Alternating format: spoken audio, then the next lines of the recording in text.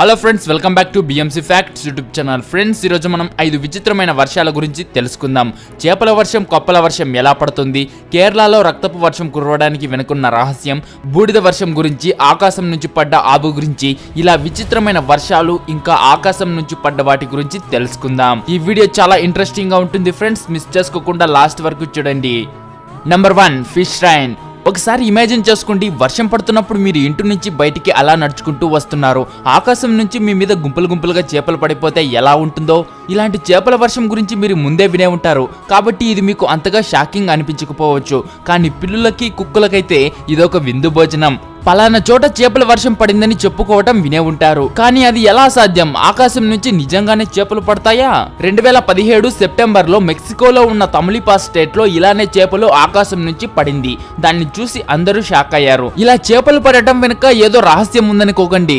చేపలు ఆకాశం నుంచే పడినా ఆకాశంలో ఏం చేపలు ఉండవు. నిజానికి అవి భూమి మీద నుంచే ఆకాశానికి వెళతాయి. ఎలానో సరిగా అర్థం కావట్లేదు కదా. సముద్రాలపై టోర్నడోలు ఏర్పడి వేగంగా సుడులు తిరుగుతూ ప్రయాణించేటప్పుడు చేపలు, కప్పులు ఇంకా నీటిలో ఉండే కొన్ని జంతువులు అమితమైన శక్తితో పైకి వెళ్లిపోతాయి. ఒక్కోసారి టోర్నడోలతో పాటు గాలిలో వందల కిలోమీటర్ల దూరం ఈ జంతువులు ప్రయాణిస్తుంటాయి. ఒకసారి ఆ టోర్నడో బలహీనపడితే ఈ జంతువులు వర్షంలా నేలపై పడతాయి. ఈ విధంగానే చేపల వర్షం అక్కడ పడింది. సేమ్ చేపల వర్షం, కప్పల వర్షం కూడా ఇలానే పడుతుంది.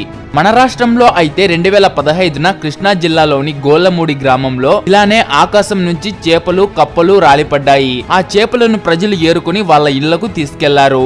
అలాగే 2008లో కేరళలోని కందనసరి గ్రామంలో, 2009లో గుజరాత్ లోని జామ్నాబాద్ గ్రామంలో ఇలానే చేపల వర్షం పడింది. ఫ్రెండ్స్, మీరు కూడా చేపల వర్షం గురించి ఎప్పుడైనా వినే ఉంటే కింద ఎస్ అని కామెంట్ చేయండి. Number 2, bad train. ఆస్ట్రేలియాలో మనుషులే కాదు, జంతువులు కూడా ఒక ఛాలెంజింగ్ లైఫ్ ని ఫేస్ చేశాయి. 2008 జనవరిలో దక్షిణ క్వీన్స్లాండ్ లోని చాలా ప్రాంతాల్లో ఉష్ణోగ్రతలు చాలా భరించలేనంతగా ఎక్కువైంది. దగ్గరికి 48 డిగ్రీ సెల్సియస్ కు రీచ్ అయింది. మనమైతే వేడిని తగ్గించుకోవడానికి కోల్డ్ వాటర్ తో స్నానం చేయటం, ఐస్ క్రీమ్స్ తినడం లాంటివి చేస్తాం. కానీ జంతువులు, పక్షులు అలాంటివి ఏమీ చేయలేవు కదా. ఆ టైంలో ఆకాశంలో ప్రయాణించే పక్షులు ఆ వేడికి తట్టుకోలేక వర్షం పడినట్టు కిందకు పడిపోయి చనిపోయాయి. ఈ పక్షులు వర్షం నుంచి పడింది కాకపోవచ్చు, కానీ వర్షపు చినుకులు ఎలాగైతే రాలుతుందో అలా ఆ పక్షులు ఆ వేడిని తట్టుకోలేక కిందకు పడిపోయి గిలగిలా కొట్టుకుంటూ చనిపోయాయి. మిగతా పక్షులు చనిపోయాయి, కానీ కేవలం గబ్బిలాలు మాత్రం 1,00,000 వరకు చనిపోయి అక్కడక్కడ కుప్పలుగా పడిపోయి ఉన్నాయి. ఇది చూసి చాలా మంది బాధపడ్డారు. పాపం 1,00,000 గబ్బిలాలంటే తక్కువ చెప్పండి ఫ్రెండ్స్. Number 3, blood rain. అంటే రక్తపు వర్షం. ఆకాశం నుంచి రక్తం పడిందనుకుంటున్నారా ఏమి? అంటే నిజమైన రక్తం కాదు ఫ్రెండ్స్, ఎర్రగా ఉండే వర్షపు నీళ్లు. ఇలాంటి వర్షమే 2001లో మన పక్క రాష్ట్రమైన కేరళలో పడింది. హిందూ పురాణాల ప్రకారం రక్తపు వర్షం కురవటం అంటే ఏదో ఒక వినాశనం జరుగుతుందని నమ్మకం. ఈ బ్లడ్ రైన్ లో అధిక శాతం ఎర్రటి కణాలు ఉండటం వల్ల ఇలా ఎర్రగా పడిందని అంటారు. ఇంకొంతమంది అయితే భూమి మీదకి వచ్చిన ఉల్కలు పేలిపోవటం వల్ల వచ్చిన పొడి మొత్తం మబ్బుల్లో కలిసి రసాయన చర్య జరగటం వల్ల ఈ రకమైన వర్షం పడిందని అంటారు. కానీ శాస్త్రవేత్తలు ఏం చెప్తున్నారంటే నీటిలో పెరిగే హెమటోకోకస్ ప్లూవియాలిస్ అనే సూక్ష్మమైన ఆల్గే మొక్క ఒత్తిడికి లోనైనప్పుడు ఎర్రటి రంగు కణాలను ఉత్పత్తి చేస్తాయి. కాబట్టి అప్పుడు ఆ నీరు ఎర్రగా మారుతుంది. ఆ తర్వాత ఆ నీరు ఆవిరై మేఘాలుగా మారినప్పుడు ఆ మేఘం కరిగి ఎర్రటి వర్షంగా కురుస్తుంది. సేమ్ ఇలానే కేరళలో రక్తపు వర్షం కురిసిందని శాస్త్రవేత్తలు చెప్పారు. అలాగే 2012లో శ్రీలంకలో కూడా ఇలాంటి బ్లడ్ రైనే కురిసింది. Number 4, ash rain. ఇండోనేషియా తెలుసు కదా. ఈ దేశాన్ని అగ్ని పర్వతాలకు కేర్ ఆఫ్ అడ్రస్ గా చెప్పుకోవచ్చు. అలా నేను ఎందుకంటున్నానంటే ఈ దేశంలో 130 యాక్టివ్ వాల్కనోస్ ఉన్నాయి. వాల్కనోస్ అంటే అగ్ని పర్వతాలు. ఎప్పుడు పేలిపోతాయో అనే భయంతో అక్కడి ప్రజలు ఉన్నారు. అయితే ఇండోనేషియాలో ఉన్న కెలడ్ అగ్నిపర్వతం 2014 ఫిబ్రవరిన విస్ఫోటనం జరిగింది. అంటే పేలిపోయింది. ఆ వాల్కెనో నుంచి వచ్చిన బూడిద అక్కడి నుంచి 500 కిలోమీటర్ల దూరం వరకు నిండిపోయింది. మంచు ఎలాగైతే కురుస్తుందో సేమ్ అలానే అక్కడ బూడిద మంచు కురిసినట్టు కురిసింది. జావా ఐస్లాండ్ మొత్తం పూర్తిగా నిండిపోయింది. ఆ బూడిద ఎంతలా ఉందంటే ఇండ్ల మీద పడి ఇండ్లే కూలిపోయాయి. ఎంతో మంది చనిపోయారు. సురబయ సిటీ మొత్తం మందపాటి బూడిదతో నిండిపోయింది. ఆ బూడిద పీల్చటం వల్ల చాలా మంది చనిపోయారు. ట్రాన్స్పోర్ట్ మొత్తం పూర్తిగా ఆగిపోయింది. ఆఖరికి ఫ్లైట్లు కూడా ఆగిపోయాయి. పగలు కూడా రాత్రిలాగానే అయిపోయింది. వర్షం పడినట్టు బూడిద పడుతూ ఉంటే ఇంకెలా ఉంటుందో చెప్పాల్సిన పని లేదు.